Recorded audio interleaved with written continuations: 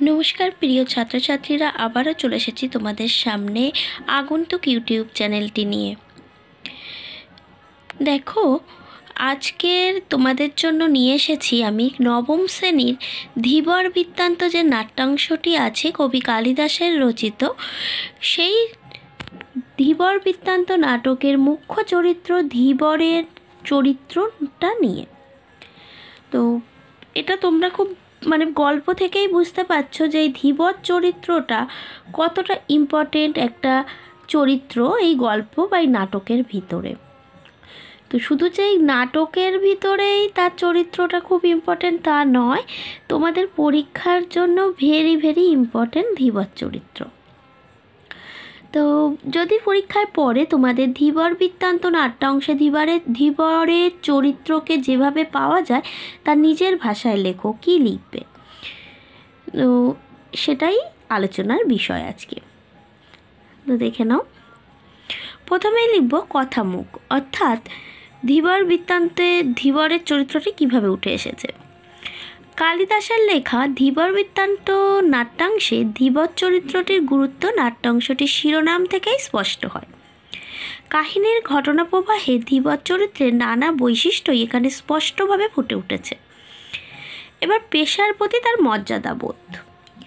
ধীবর চরিত্রের অন্যতম গুরুত্বপূর্ণ বৈশিষ্ট্য হলো তার নিজের পেশার প্রতি মর্যাদাবোধ।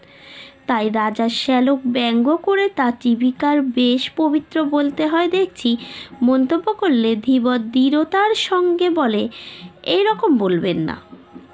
যে বৃত্তি নিয়ে যে মানুষ জন্মেছে সেই বৃত্তি নিন্দনীয় হলেও তা পরিত্যাগ করা উচিত নয়। ধীবরের এই উক্তি সাহস এবং আত্মমর্যাদার পরিচয়। এবার পয়েন্টস হলো সততা। ধীবর চরিত্রের সততার দিকটিও উল্লেখযোগ্য। আংটি পাওয়ার বিষয়ে সে রাজশ্যালক এবং রক্ষীদের যা যা বলেছে পরবর্তীকালে সবই সত্যি প্রমাণিত হয়েছে।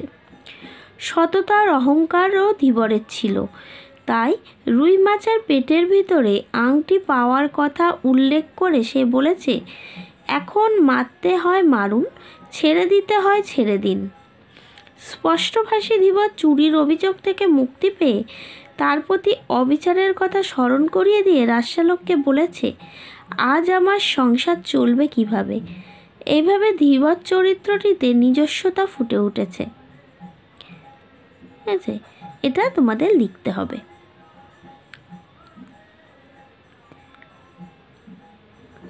দেখতে পেয়েছো? আশা করি তোমাদের বুঝতে কিছু অসুবিধা হবে না, কারণ খুব সহজ সরল ভাষাতেই উত্তরটা এখানে লিখে দেওয়া আছে। ভালো করে মুখস্থ করবে, করে পরীক্ষায় যদি পড়ে, সম্ভবত এটা বারে বারেই পড়ে, দেখতেও পাচ্ছ এখানে একটা স্কুলের নাম দেওয়া আছে, জলপাইগুড়ি জেলা স্কুল। এখানে সব স্কুলের নাম দেওয়া সম্ভব হয়নি, কিন্তু একটা দিয়েছে, কিন্তু এটা প্রত্যেকটা স্কুলের জন্যই ইম্পর্টেন্ট প্রশ্নটা। তো ভালো করে সবাই মুখস্থ করে রেখো, ঠিক আছে? আজকে এখানেই শেষ করছি আলোচনা।